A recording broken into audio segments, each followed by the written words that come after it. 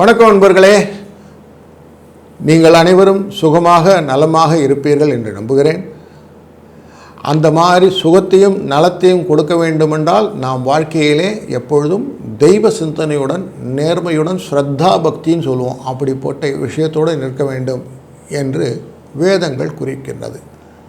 அப்படி நாம் சுகமாக இருப்பதற்கும் அனைவரும் உலகத்தில் வாழ்க்கையில் வளத்துடன் இருப்பதற்கும் நாம் ஒரு சின்ன ப்ரேயரோட இந்த வார பலனை ஸ்டார்ட் பண்ணுவோம்.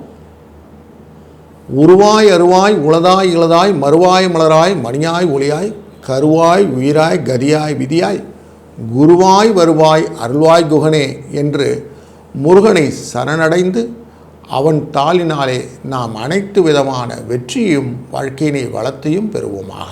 வணக்கம் கடகம் ராசி அன்பர்களே, உங்கள் ராசியின் 2ஆம் இடமான குடும்பஸ்தானத்துக்குள்ளர லக்ஷ்மி கடாட்சத்தை கொடுக்கக்கூடிய சுக்கிர பகவான் அமர்ந்திருக்கனால குடும்பத்தில் வரவுகள் நிறைய இருக்கும்.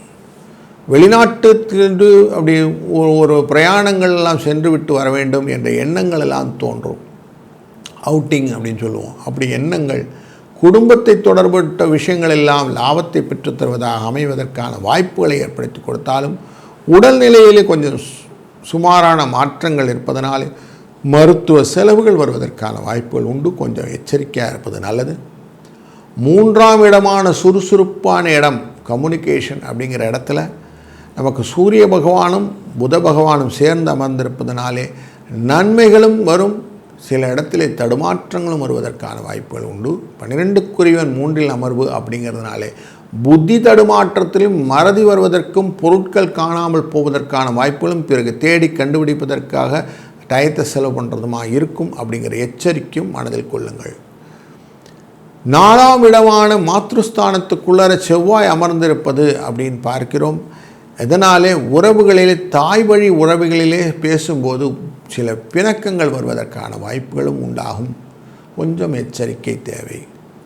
முக்கியமாக வாகனங்களிலே ரிப்பேர்கள் வருவதற்கான வாய்ப்புகள் இருப்பதாலும் இரவு பயணத்தை முக்கியமாக அவாய்ட் பண்ணுறது நல்லது. அப்படியே அவசியம் போகணுன்னா நீங்கள் ட்ரைவ் பண்ணாமல் ஒரு டிரைவரை போட்டுக்கிட்டு கூட போகிறது ரொம்ப நல்லது. எக்யூப்மெண்ட்ஸ் அப்படின்னு சொல்லக்கூடிய விஷயங்களில் கொஞ்சம் பர்ஃபெக்டாக இருக்கிறது நல்லது. டாக்குமெண்ட்ஸ் எல்லாம் பர்ஃபெக்டாக செக் பண்ணின பிறகு பிரயாணத்தை தொடங்குவது எப்படின்னு வைத்துக்கொண்டீங்கன்னா கொஞ்சம் செலவுகள் மிச்சமாகும். குழந்தைகள் விஷயத்தில் நீங்கள் செய்யக்கூடிய காரியங்கள் வெற்றிகளை நோக்கி உங்களை செய்தாலும் சில சேதங்கள் வருவதற்கான வாய்ப்புகள் இருப்பதனாலே கொஞ்சம் அனுசரணையாக செய்யக்கூடிய காரியங்களை செய்யுங்கள். நீங்கள் கொடுத்திருந்த பணம் வருவதற்கான வாய்ப்புகள் கொஞ்சம் கம்மியாக தான் இருக்குது. அதனால் கடன் சுமை உண்டாகும். களத்திரத்தின் மேலே கொண்ட அன்பினால் நீங்கள் செய்யக்கூடிய காரியங்கள் உங்களுக்கு லாபத்தை பெற்றுத்தரும். வாழ்க்கையிலே சுபிட்சத்தை கொண்டு வர வேண்டும் என்றால் தொழில் நன்றாக இருக்க வேண்டும். அப்படி தொழில் ஸ்தானத்தை பார்க்கக்கூடிய செவ்வாய் இருப்பதனாலே தைரியமாக புதிய காரியங்கள் செய்ய வேண்டிய எண்ணங்கள், வேலையில்லாத அன்பர்களுக்கு வேலை கிடைக்கக்கூடிய சூழ்நிலைகள், பொருளாதார வளர்ச்சி கொடுக்கக்கூடிய மாற்றங்களை இந்த வாரத்தில் எதிர்நோக்கலாம்.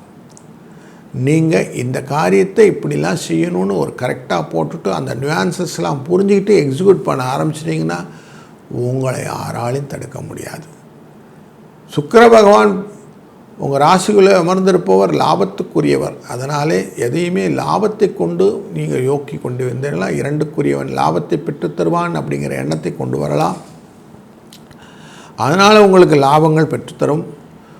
நல்லது ஒரு விருந்து உபச்சாரங்களிலே கலந்து கொண்டு நல்லது ஒரு சாப்பாடெல்லாம் நல்லாயிருக்கும், திருப்தியாக சாப்பிட்றதுக்கான வாய்ப்புகளும். இந்த செலவுகளை கட்டுப்படுத்தக்கூடிய சூழ்நிலையில் மட்டும் குரு 12ஆம் இடத்தில் அமர்ந்ததுனாலே செலவுகள் உண்டாகும், கட்டுக்குள்ளே இருக்கும் அப்படிங்கிறதும் உண்டாகிறது. ஏன்னா 8ஆம் இடத்தையும் பார்க்கிறார் அப்படிங்கிறதுனால கொஞ்சம் செலவு கொஞ்சம் கண்ட்ரோல் பண்ணுறதுக்கான வாய்ப்புகள் உண்டு. தீவிரமாக செலவுகள் பெரிய செலவுகள் எல்லாம் இருக்கும். முக்கியமாக பிரயாண தொடர்பான செலவுகள் நிறைய இருக்கும் அப்படிங்கிறது தெரிகிறது.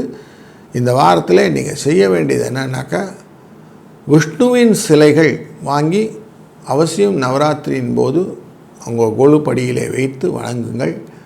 விஷ்ணு வித்து தாயார் லக்ஷ்மி தேவியோடு இருப்பதாக வைத்து வணங்கினீர்களானால் இது ஒரு நல்ல பரிகாரமாக ஆகி உங்களுக்கு எப்போவுமே உங்களுக்கு பெருநீளாக உங்கள் வாழ்க்கையிலே கஷ்டங்களை நிவர்த்தி செய்து குழப்பங்கள் இல்லாத ஒரு தெளிவான வாழ்க்கை வாழலாம்.